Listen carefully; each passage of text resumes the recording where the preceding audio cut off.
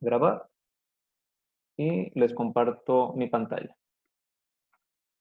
Vean, muchachos, el tema del arrendamiento eh, es una labor que podemos llevar a cabo los contadores públicos en el servicio que le proporcionamos al cliente que contrata nuestros servicios o a la persona que nos da empleo para calcular el monto de las rentas. Por ejemplo, si uno de sus clientes es una plaza comercial, va a tener diferentes locales de diferentes metros cuadrados, sobre los cuales habrá un monto diferente de renta para cada uno de ellos.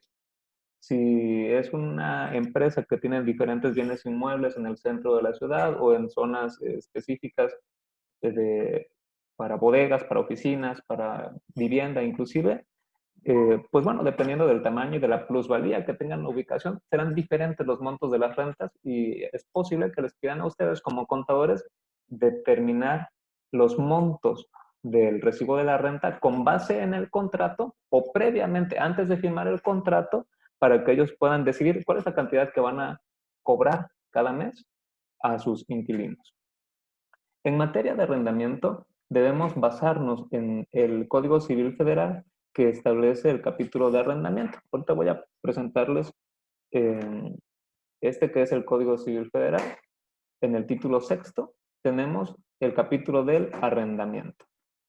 Y vamos a encontrar en el artículo 2408 del Código Civil Federal, si pueden ir tomando nota, por favor. Si van tomando nota, este artículo 2408 del Código Civil Federal nos muestra que en el arrendamiento hay por lo menos dos personas. Un arrendador, que es la persona que tiene la propiedad del bien inmueble, es el dueño, el propietario, y también un arrendatario, que es la persona que paga el monto de la renta para poder usar temporalmente el bien inmueble para los fines que desee, siempre y cuando sean lícitos, ¿no?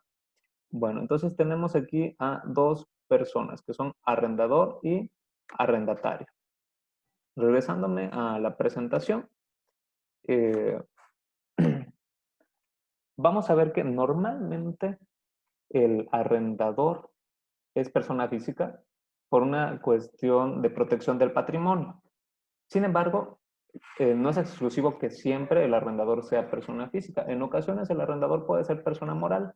Hablamos de alguna de las 7 sociedades que vieron cuando estudiaron Derecho Mercantil en segundo semestre, ¿recuerdan?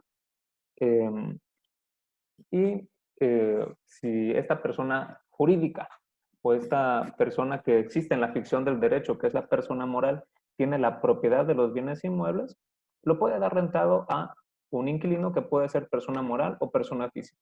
De la misma manera, si el propietario es persona física, puede darle rentado sus locales o sus bienes inmuebles a un inquilino que puede ser persona moral o persona física. Dependiendo de esto es que, de esta situación, es que vamos a determinar los montos del recibo de renta. Aquí hay una aplicación específica de la ley del impuesto sobre la renta, que me parece que están comenzando a ver en este quinto semestre, la ley del impuesto sobre la renta. Tenemos dividida nuestra ley del impuesto sobre la renta en títulos. Por ejemplo, en el título primero tenemos disposiciones generales. En el título segundo tenemos de las personas morales, régimen general de personas morales.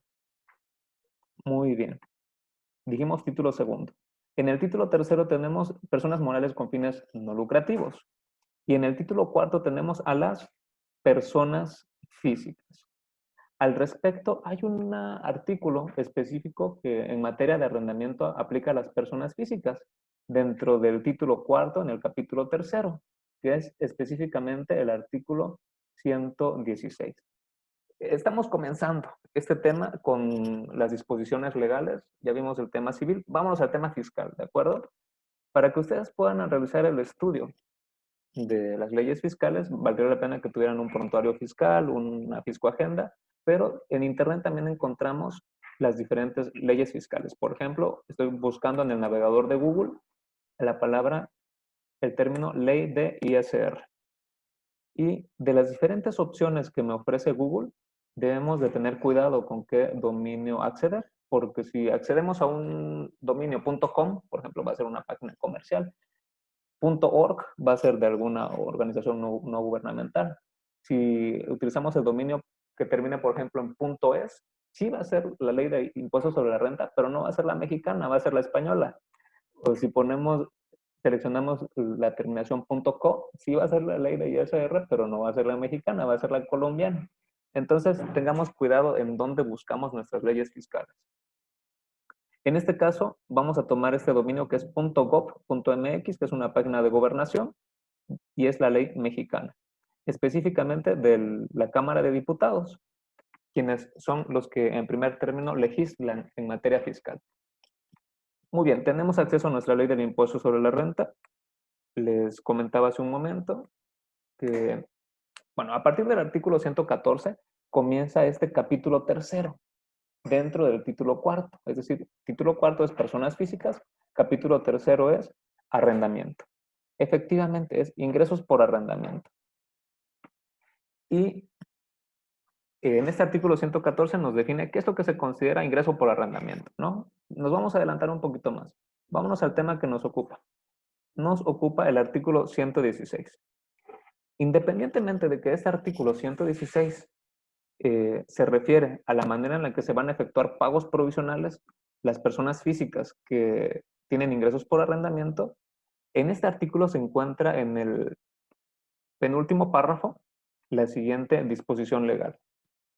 Cuando los ingresos a que se refiere este capítulo, es decir, los ingresos que reciban las personas físicas por arrendamiento, se obtengan por pagos que efectúen las personas morales, es decir, quien paga la renta debe ser persona moral, es decir, el inquilino debe ser persona moral, entonces deberán retener como provisional la tasa del 10% del impuesto sobre la renta. Bueno, entonces ya sabemos que en nuestro recibo de renta vamos a realizar una retención del 10% del ISR, cuando el inquilino sea persona moral y cuando el propietario sea persona física.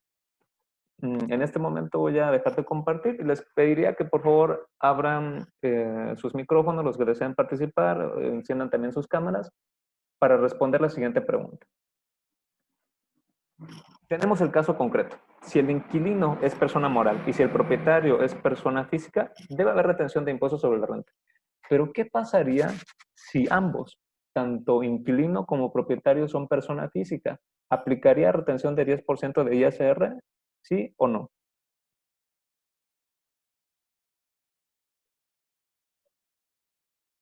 Le voy a pedir al jefe de grupo, Luis Fernando, que con ese liderazgo con el que te propusiste en el puesto de jefe de grupo, hables por el grupo. ¿Tú qué crees, Luis Fernando? ¿Sí o no?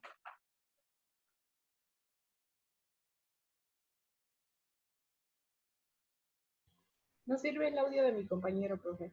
Bueno, Gabriela, ya que le entraste, ¿tú qué Ah, opinas? caray, ¿Habría o no retención? pienso que no. ¿Por qué? O sea, tal vez no una tasa del 10%, porque pues somos personas que estamos hablando de que son físicas. Ok, Creo.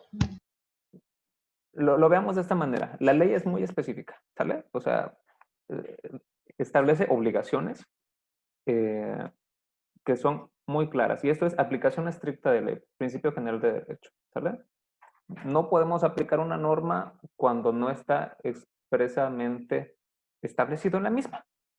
Y lo que la norma expresamente establece es que el inquilino debe ser persona moral y el propietario debe ser persona física. ¿De acuerdo?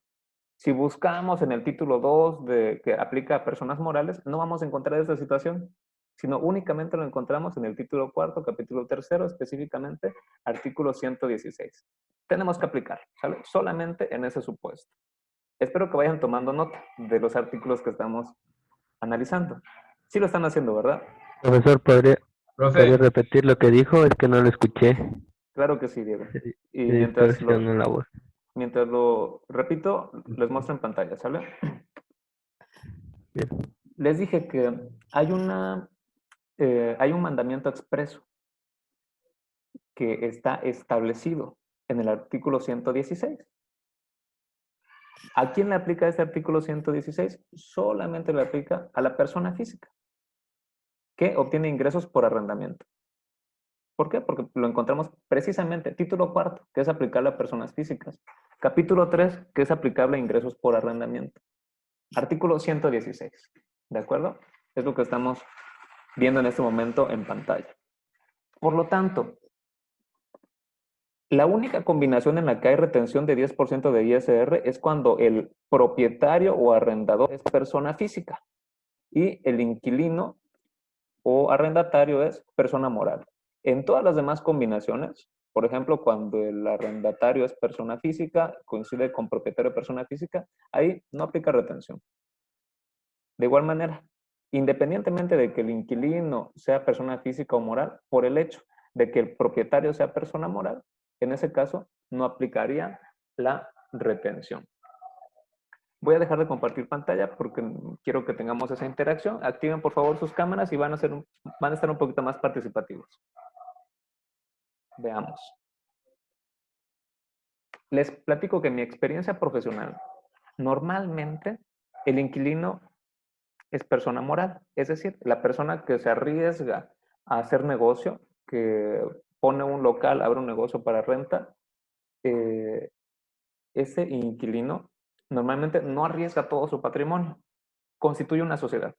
Una sociedad que puede ser la más común, la que a todos les gusta, es la sociedad anónima de capital variable, porque detrás del anonimato que ofrece este tipo de sociedad, y el uso de un nombre comercial, el nombre comercial que nosotros vemos, por ejemplo, Farmacias del Ahorro, por ejemplo, Oxxo, por ejemplo, eh, Sams, etcétera, detrás de ese nombre comercial, pues hay un anonimato y hay una responsabilidad limitada únicamente al pago de las acciones por las cuales aperturaron el negocio. La sociedad por acciones simplificada es muy parecida a la sociedad anónima, pero pues tiene una limitante en monto de ingresos, ¿no? Entonces, brinda mayores beneficios, pero también es una opción para quien desea hacer negocio. Las demás sociedades, refiriéndonos, por ejemplo, a la sociedad en nombre colectivo, a la sociedad en comandita simple, sociedad en comandita por acciones, tienen la característica de que los socios responden de manera subsidiaria, solidaria e ilimitada con su patrimonio. Por eso es que no muy gustan ese tipo de empresas, porque los propietarios normalmente buscan proteger su patrimonio y arriesgar una parte, la parte que aportan a la sociedad. Muy bien, entonces normalmente el inquilino es persona moral. Caso contrario, el propietario de bienes inmuebles en la mayoría de los casos es persona física. Es decir, la persona física que ha hecho un patrimonio normalmente no mete su patrimonio a la empresa, sino que sus bienes inmuebles los registra a su nombre, al nombre de su esposa, a nombre de sus hijos directamente en donación o inclusive los deja testamentados, ¿no? Para el caso de la herencia cuando llega a ocurrir el momento. Difícilmente vamos a encontrar bienes inmuebles a nombre de personas morales, ¿de acuerdo? ¿Por qué? Por tema de protección de patrimonio. En mi experiencia me ha tocado ver que muchos empresarios que forman parte de segunda generación no corren los mismos riesgos que corrió la primera generación. Es decir, la primera generación de empresarios es muy aventada, muy arriesgada, muy echada para adelante para construir. Y en la mayoría de los casos, la segunda generación lo que hace es preservar el patrimonio. Es decir, todo lo que ya se pudo construir en la primera generación, administrarlo para que perdure por más tiempo. Entonces, muchas veces los propietarios de bienes inmuebles que ya son segunda o tercera generación no los ponen a trabajar, sino que los dan rentado. En muchos locales, en muchos negocios que vemos en el centro, el propietario es persona física y quien está al frente del negocio, me refiero a quien paga la renta del negocio, es una empresa que viene de fuera, de otro estado de la República y que paga la renta para hacer negocio dentro de la ciudad. Por eso es que lo que les presentaba hace un momento acá, de color rojo, es la situación que más vamos a encontrar. Propietario, persona física e inquilino, persona moral. Por lo menos es lo que me ha tocado ver en mi experiencia de todos los años que estoy aquí ejerciendo de manera independiente. Muy bien, ya tenemos primer fundamento. Vámonos al siguiente fundamento, que es ley de impuesto al valor agregado. Tomen nota, por favor. De igual manera, tomamos la ley de IVA que pertenece a la Cámara de Diputados. Ahí se encuentra contenida. Y De esta ley de IVA me interesa el artículo primero. ¿Por qué? Porque este artículo primero nos establece que aquí vamos a tener actos o actividades. Las personas que realicen estos actos o actividades, que enajenen bienes, presten servicios, otorguen el uso o goce temporal de bienes, esto es arrendamiento, o que importen bienes, van a pagar IVA a la tasa del 16%. En algunos años anteriores teníamos tasa del 15%, inclusive tuvimos tasas fronterizas aquí, inclusive en Chiapas con Guatemala, tasa del 10 al 11%, etcétera. Pero actualmente lo que tenemos es tasa general del 16%. Bueno, ya sabemos cuál es el monto del IVA que vamos a calcular en nuestro recibo de arrendamiento. Y si me permiten, ahorita voy a abrir el caso práctico que vamos a resolver juntos.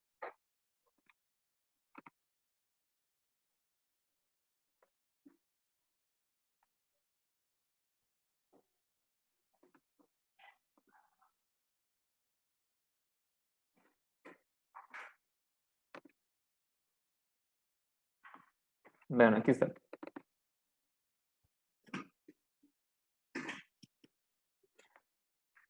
Espero que hayan tomado nota. Es el artículo primero de la ley del IVA, el cual nos establece que la tasa general del IVA es del 16%. Listo, ya lo tenemos. ¿De cuánto era la retención del impuesto sobre la renta que leímos hace un momento? 10%. 10%, perfecto. Ya está. Hay otro elemento que nos falta, una retención del IVA. Y para eso vamos a fundamentar en el artículo 1A de esta misma ley. Tomen nota, por favor, artículo 1A de la ley del IVA. Están obligados a efectuar la retención de este impuesto, ¿quiénes? Las personas morales. Cuando pagan la renta, las personas morales que usen o gocen temporalmente bienes. Eso en idioma abogado es que paguen rentas, ¿de acuerdo? El uso o goce temporal de bienes es arrendamiento. Muy bien, entonces, si el inquilino, que es persona moral, paga rentas a personas físicas, que es el mismo elemento que estábamos analizando hace un rato, entonces aplicará retención del IVA. Aquí no dice cuál es la tasa de retención. Sin embargo, en el análisis nos haría pensar que es la retención del IVA, es decir, del mismo 16%. Sin embargo, hay otra cosa que debemos de considerar para poder concluir correctamente. Vamos a descargar nuestro reglamento de la ley del IVA. Y aquí está el siguiente fundamento, en el reglamento de la ley del IVA. Específicamente en el artículo 3. Vean. Tomen nota, por favor. Artículo 3 del reglamento del IVA. Para los efectos del artículo 1A, las personas morales obligadas a efectuar la retención del impuesto que se les traslade lo harán en una cantidad menor. Pero nótense que no es una opción, no dice podrán, sino que es una obligación, lo harán. O sea, más bien está aclarando, de esta manera es en que lo realizarán. ¿En qué caso? La retención será por 2/3 partes. Es decir, tengo que fraccionar el 16% del IVA entre 3 y multiplicarlo por 2 para obtener 2/3 partes. Y aquí encontramos en el inciso C el otorgamiento del uso o goce temporal de bienes inmuebles. Dígame.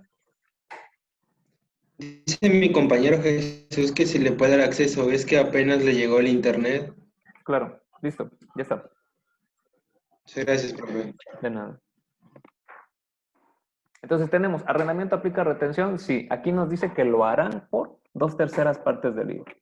Vean, ¿qué pasa si aquí en el IVA retenido aplico la fórmula? Igual, este 16% de IVA lo fracciono entre 3 y lo multiplico por 2 para obtener así las 2/3 partes. Aquí en Excel, cuando queremos multiplicar, utilizamos el símbolo de asterisco. Es lo que necesitamos para multiplicar. Obtenemos como resultado, aquí hay un número redondeado, pero en todos los dígitos que nos permita nuestra calculadora, este es un número infinito. Siempre va a ser 10, 6, 6, 6, 6, 6, 6, 6. Y tantos dígitos como tenga la calculadora o la aplicación, va a seguir apareciendo el 6. para redondear en el último dígito en 7. Pareciera entonces que tenemos 2/3 partes en una fracción infinita, pero tenemos también las guías de llenado del CFDI y el anexo 20 de resolución miscelánea fiscal, que es el tema que vamos a ver en el siguiente capítulo, pero me adelanto un poco. En estas guías de llenado y en este anexo 20 de resolución miscelánea nos aclara que para los impuestos trasladados y retenidos vamos a tomar únicamente 6 dígitos. Es decir, así. Quedaría en 10, 66, 67. ¿De acuerdo? Lo expresamos en porcentaje. Y esta sería la tasa de retención del IVA. ¿De acuerdo? Vamos a poner acá de una vez el fundamento para que si tuvieron algún problema y no estaban presentes, el fundamento de lo que estamos explicando es artículo 116 de la ley de ISR, artículo 1 de la ley del IVA, artículo 1A de la ley del IVA y artículo 3 del reglamento del IVA. ¿De acuerdo? ¿Hasta aquí todo bien? ¿Hay algún comentario, alguna duda?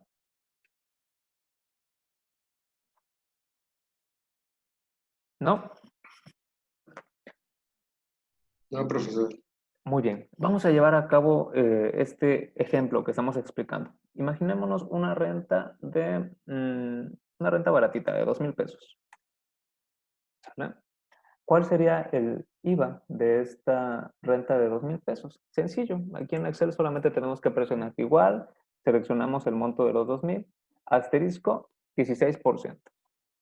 Multiplicamos los 2,000 por el 16% y obtenemos que son, permítame lo expreso en pesos, son 320 pesos. El importe sería entonces la suma de los 2,000 más los 320 pesos. Tenemos un importe de 2,320. ¿Cómo calculamos la retención del 10% del ISR? Igual, el ingreso gravado, así se denomina en materia de impuestos sobre la renta, el ingreso gravado, asterisco 10%. Son efectivamente 200 pesos. Y el IVA retenido, para efectos de IVA se denomina acto o actividad gravado. El acto o actividad gravado, que son los 2,000 pesos, asterisco 10.6667%. ¿De acuerdo? Enter. Expresamos en moneda. Y por último, el total, que es la resta de este importe menos los 200 pesos y menos los 213 pesos. Aquí está. El total son 1,906.67. Contadores, ya desde ahorita ya se deben de ir poniendo en mente que ya están en el camino para obtener su título y ya ejercer como contadores. Se van a encontrar en la práctica con clientes que son muy exigentes y les van a decir, a ver, conta, a mí no me interesan esas fracciones.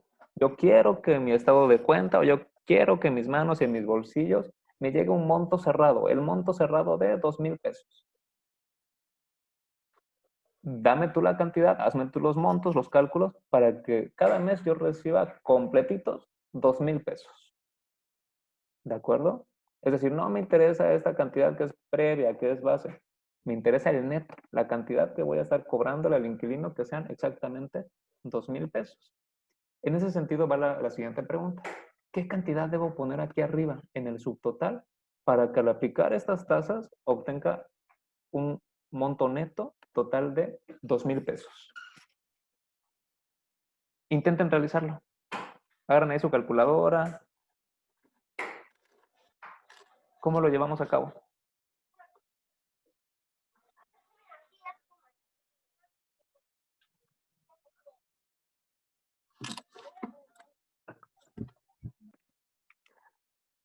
Muy bien. Continuamos con la explicación.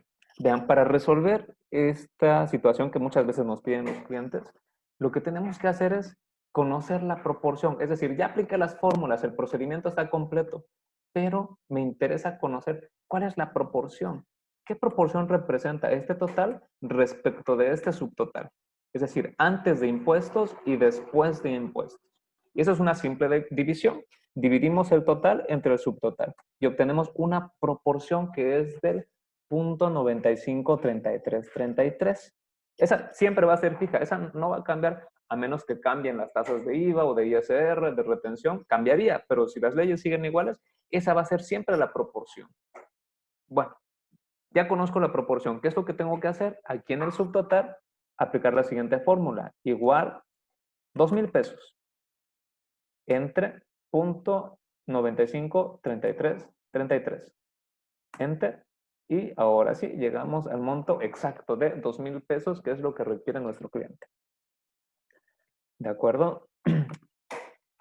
Otra forma de explicar esta proporción es mucho más sencillo si únicamente en el subtotal ponemos un peso. Ponemos un peso en el subtotal y aquí ya me aparece cuál es la proporción del 95, 33, 33. ¿De acuerdo? Regreso con control Z. Ahí está. Si este mismo inquilino, perdón, si este mismo cliente tiene otros locales de 7,000, de 9,000, de 15,000, de 23,000 pesos y ya tengo las fórmulas en Excel, lo único que tendría que hacer sería lo siguiente. Vean, voy a copiar el contenido de estas celdas con control C, me desplazo hacia la fila columna D y le doy control V, que es pegar. Pegué las fórmulas. Y voy a sustituir, en vez de poner una cantidad fija, voy a seleccionar esta celda y voy a aplicar la proporción entre .953333. Damos Enter y ya lo tenemos resuelto. El subtotal de esta renta debe ser 7,342 para cobrar un monto total neto de 7,000 pesos. Ya que tengo esta fórmula, tan sencillo como copiar, seleccionando Shift, flechitas hacia abajo. Ya que tengo el rango, le doy control C para pegar y aquí le doy control V para pegar, control V para pegar, control V para pegar y ya está resuelto. Ya tenemos el monto de las rentas de todos los locales de nuestro cliente en cuestión de 5 o 10 segundos. ¿De acuerdo? ¿Tienen alguna duda, algún comentario de lo que